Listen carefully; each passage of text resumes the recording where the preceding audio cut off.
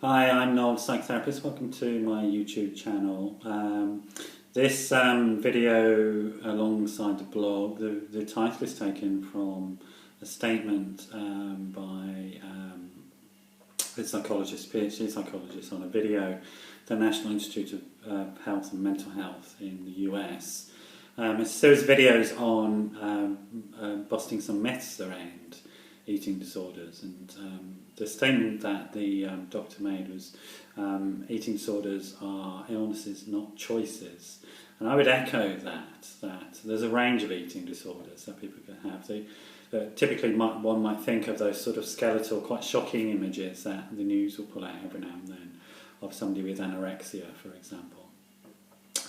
But that's an extreme forward, a very sad extreme version of it. Many people don't look like that, but also have anorexia. Many people have other forms of eating disorders, such as bulimia, where they've got perfectly normal health, but their relationship to food and to themselves as a consequence is destructive, highly destructive.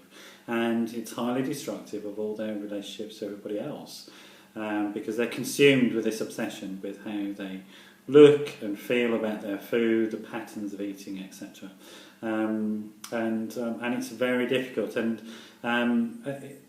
trying to explain it like this, it's not a choice, but there are ways when that eating disordered person with the illness, or whatever the illness is that they've got, when they begin their first obsessional diet, it triggers this abnormal physiology that they have, this abnormal brain chemistry that they have, and it just takes over until they get help, and they're completely powerless over that illness, really.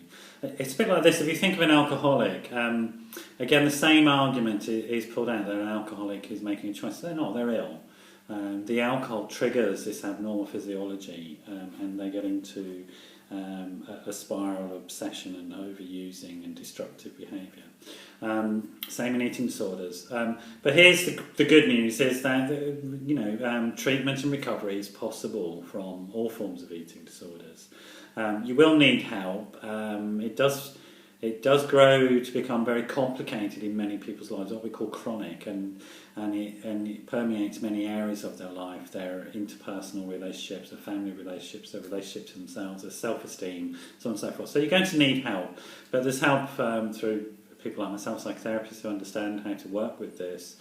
And here's a few other myths to bust. It's not about having had a dysfunctional family. It's not even about media and its representations of bodies and body fascism and all that sort of stuff. Yes, these things can trigger a response, but it's triggering an illness that is in the person. And we need to understand that and help them with that and help them overcome it. And many, many people do when they seek help and get appropriate help. So appropriate help is a combination of looking at interpersonal issues, looking at cognitive behavioural work, so changing eating patterns, getting support for the family often, so family therapy will help, getting recovery-based work through Overeaters Anonymous, etc. All these things can help bring the person back into a healthy relationship to themselves. So for today, I'm going to leave you with this affirmation. I can love myself, I can eat healthily, I can be loved by others. So for today, I want you to say, I can love myself, I can eat healthily, I can be loved by others. Thanks for dropping by. See you again soon. Bye-bye.